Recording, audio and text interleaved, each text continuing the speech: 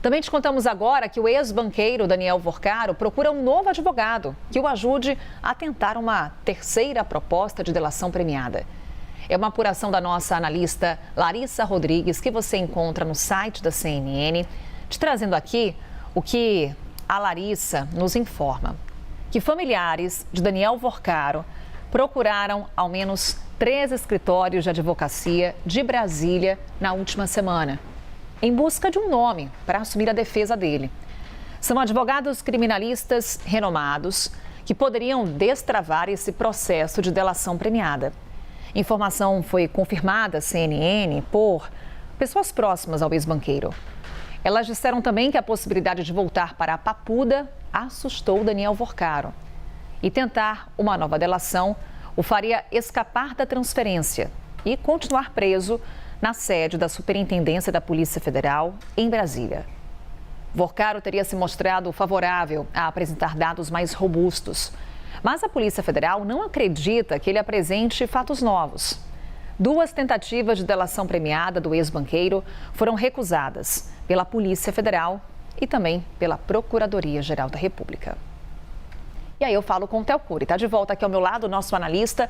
Theo, vamos lá, caso Master e essa possibilidade de um acordo de delação premiada de Daniel Vorcaro. Como a gente lembrava, já foram 2 tentativas sem sucesso. Tanto Polícia Federal quanto a Procuradoria-Geral da República ficaram insatisfeitos com as informações que Daniel Vorcaro trazia. Por quê?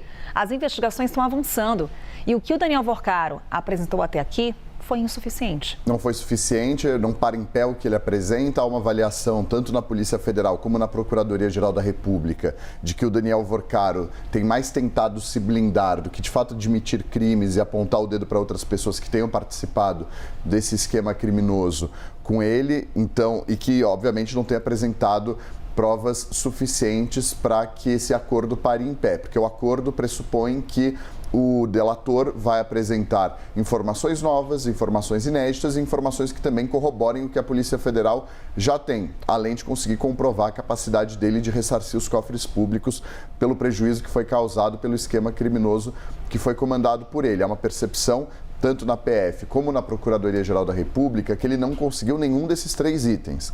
Nem garantir que consegue devolver toda a grana que foi desviada nesse esquema investigado pela Polícia Federal, que ele não conseguiu apresentar elementos que comprovem o que a polícia já tem e que também não conseguiu apresentar provas novas, algo inédito. Por isso a Polícia Federal rejeita a delação numa primeira vez, rejeita a delação numa segunda oportunidade, uma segunda versão dessa delação, e a Procuradoria-Geral da República vai na mesma linha. E há, no meio desse caminho todo, essa tentativa da Polícia Federal de tirar ele da superintendência, dizendo o seguinte: olha, ele estava aqui na superintendência para negociar o acordo de delação. Negociamos 2 vezes, não prosperou.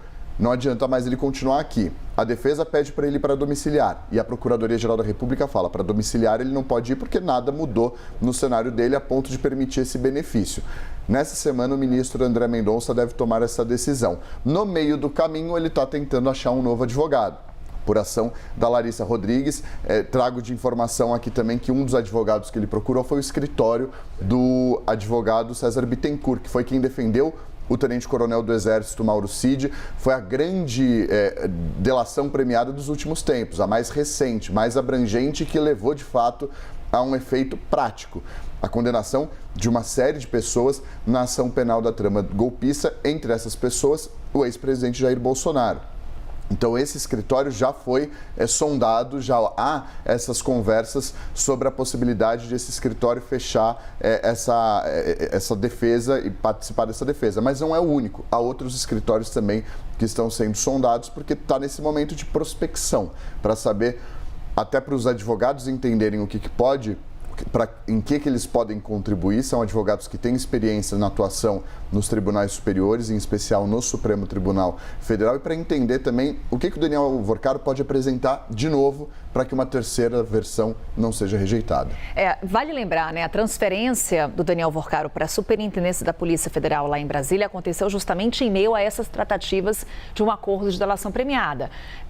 Você vai me fornecer informações, então você pode ir para a Superintendência da Polícia Federal. Como essas informações não vieram, como não tivemos avanços nessas tratativas, então ganhou força a possibilidade dele voltar para Papuda. E é o que a Larissa conta pra gente. Diante dessa possibilidade, agora, essa tentativa de mudar a defesa e assim buscar um novo acordo, uma nova conversa para que tenha, de fato, um acordo de delação premiada. E seria mais uma mudança na defesa do ex-banqueiro, né, Théo? Seria mais uma mudança, seria pelo menos a terceira mudança desde que ele foi preso. Porque quando ele vai preso, ele muda, na verdade, quando a prisão dele é mantida pelo Supremo Tribunal Federal, ele muda os advogados. Quando a primeira proposta de delação é rejeitada, ele muda novamente.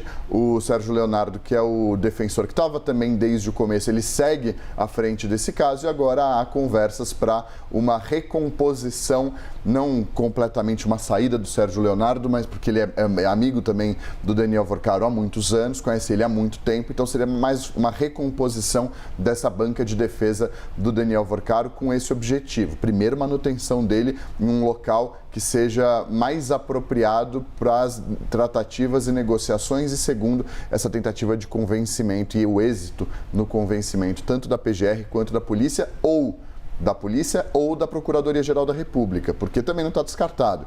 Se não rolar uma proposta de acordo com as duas em conjunto, como era a ideia inicial desde março, ou com a polícia ou com a PGR. A ideia é que, de fato, saia. Nem que seja com uma, nem que seja com outra. E o quanto que esse acordo também acaba puxando outros, né? A gente lembra, né? Só Daniel Vorcaro que está preso, o pai dele está preso, o primo, o cunhado. Então, quanto que também isso pode ser uma articulação aí jurídica conjunta de suspeitos diante desses esquemas que a Polícia Federal está investigando de fraudes relacionadas ao Banco Master. E uma corrida contra o tempo, porque tem outros investigados que também estão flertando com a possibilidade de delação premiada, como o Paulo Henrique Costa, do BRB. Isso pode complicar também a vida de outros que não fecharem um acordo.